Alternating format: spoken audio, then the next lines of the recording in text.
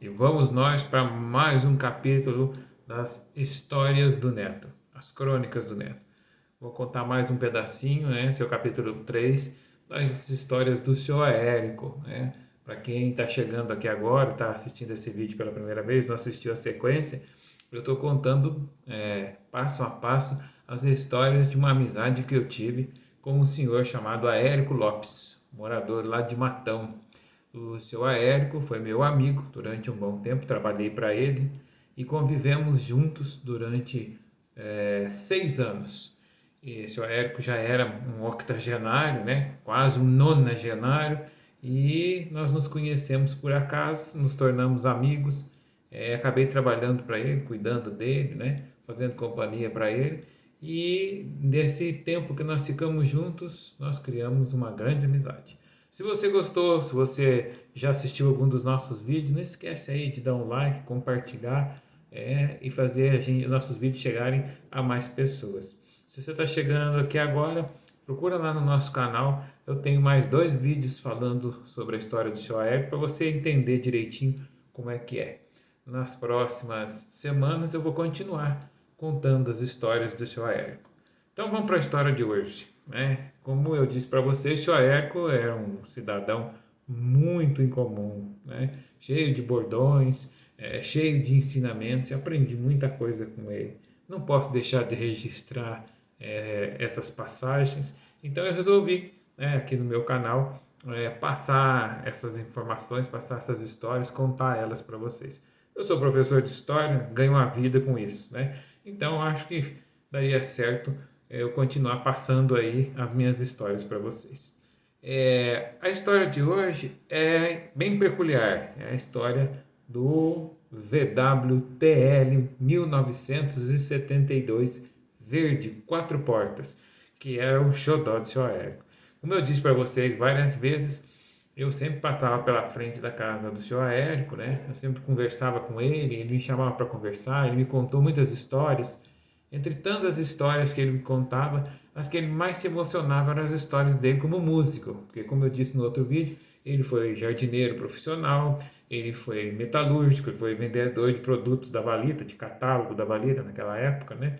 E mais o que ele mais se orgulhava em dizer, enchia aquela bocona portuguesa dele, de falar, era que ele foi músico profissional, né? Que fazia parte do Sindicato de São Paulo, tinha um trombone, né? Ele era um trombonista, tinha um trombone King importado dos Estados Unidos, né? Veio lá de Nova York, e ele contava muitas histórias da música. E numa dessas histórias da música, ele contou para mim que o TL-72 que ficava lá na garagem, que eu muito gostava e achava muito bonito, muito interessante, muito exótico, né? Ele ganhou depois de ter tocado num carnaval, né? Ele ganhou não, né? Ele comprou com esse dinheiro desses 4 dias de carnaval o TL-72. Diz ele que estava de olho no carro há muito tempo. Ele era de uma senhora e naquela época o carro era 0 km, né? Ou semi-zero, né? E ele foi tocar um carnaval, né, em Taquaritinga.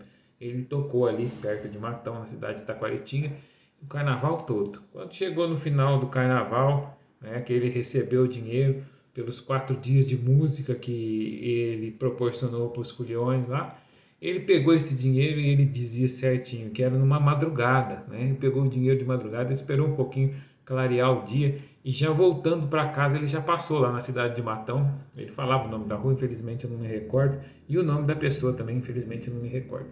E na garagem estava lá o TL e ela estava à venda, né? Então ele chegou na nossa garagem, amanhecendo o dia, com o dia clareando, assim, bateu no portão, a mulher saiu e ele já fez uma proposta para ela. Ele falou também o valor, infelizmente também não me recordo, mas ele falou: eu vou pagar tanto por ela e é à vista, você vende? Diz que a mulher não titubeou, né? Na mesma hora ela vendeu o TL para ele. O TL era um carro fora do comum, né? Era um carro, todo carro parece com o dono, né? Então o TL era um 72, como eu já disse, 1972, era o frente baixa já, não era aquele da frente alta. Ele foi, depois eu pesquisei bastante, né? E eu fui descobrir que ele era um dos primeiros que já teve a frente baixa, não tinha mais aquela frente alta. e era um verde. Para mim aquilo era um verde abacate.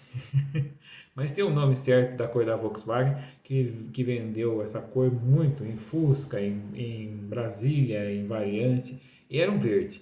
O verde tinha assim uma cor bem apagada, bem queimada do sol, mas o carro era um carro totalmente inteiro, em 1972, né? E isso era em 2006, né? 2006, 2007, quando se passa essa história. E o carro estava perfeitamente íntegro.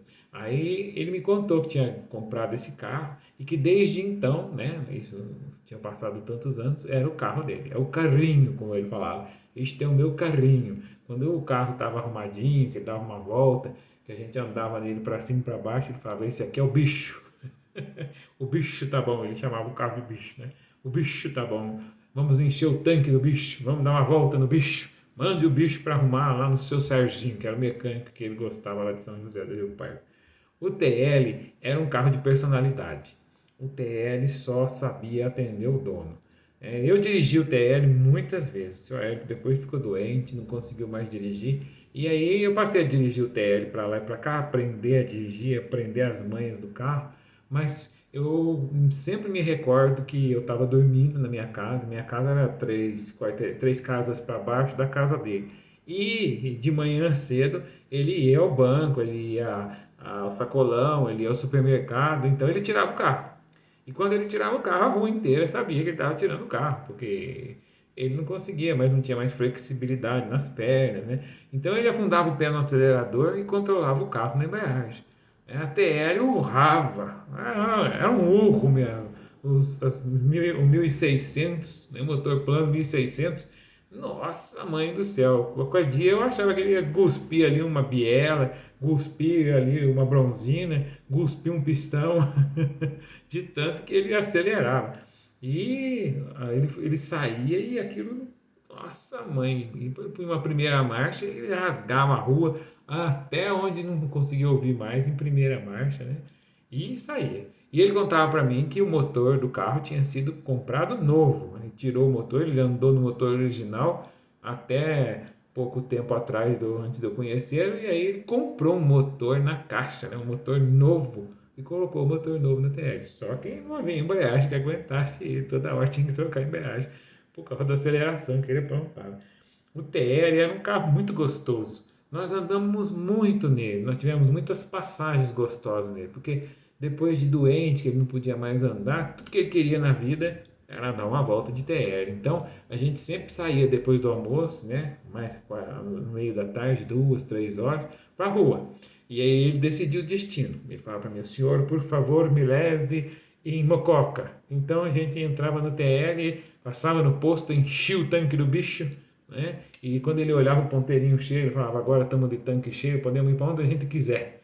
Aí vamos para Mococa tomar sorvete. Aí a gente saía no TR, ia 3 horas da tarde, debaixo daquele sol fervendo de verão, e ia lá para Mococa. Parava lá em Mococa, na sorveteria, comprava um sorvete para mim, um para ele, tomava um sorvete, dava uma voltinha ali na cidade, e aí ele falava: vamos embora para casa. Todo dia ele tinha um itinerário diferente. Então eu já chegava cedo, ele já falava para mim: vamos pôr gasolina no bicho, enchia o tanque lá no posto, né? E a gente vinha andando para todo lado. Então nós somos na região inteira: Mococa, Casa Branca, Divinolândia, Itubi, fomos para Vargem Grande, fomos para São João da Boa Vista. Um pouco antes da gente se separar, né, um pouco antes dele falecer, ele estava com vontade de ir para Poços de Caldas no TR, no TR. Então a gente andava para tudo que é lado.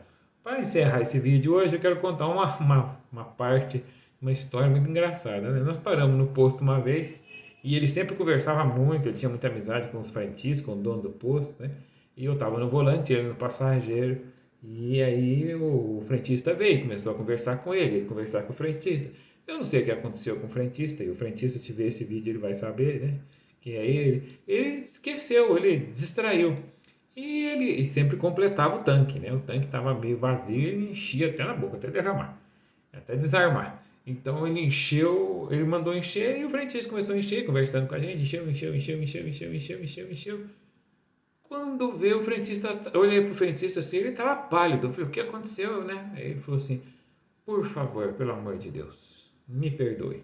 Eu enchi o carro de álcool. Quando eu olhei aquilo, eu falei, e agora? Explicar para o seu Aéreo que ele se confundiu e encheu o tanque de álcool, o seu Aéreo vai ficar muito bravo. Ele ia ficar mesmo muito bravo.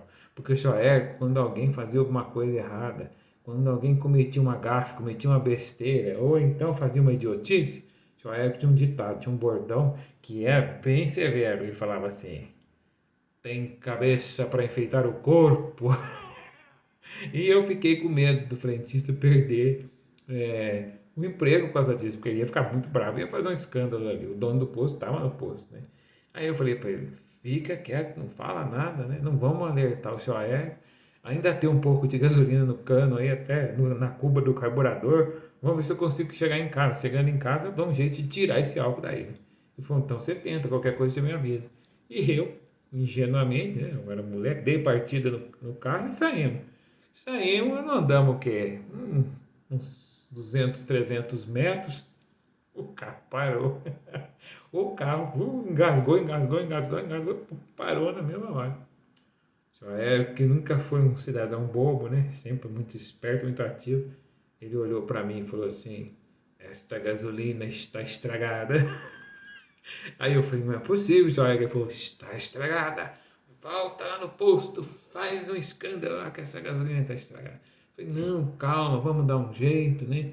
E eu pedindo para Deus para acontecer um milagre, né?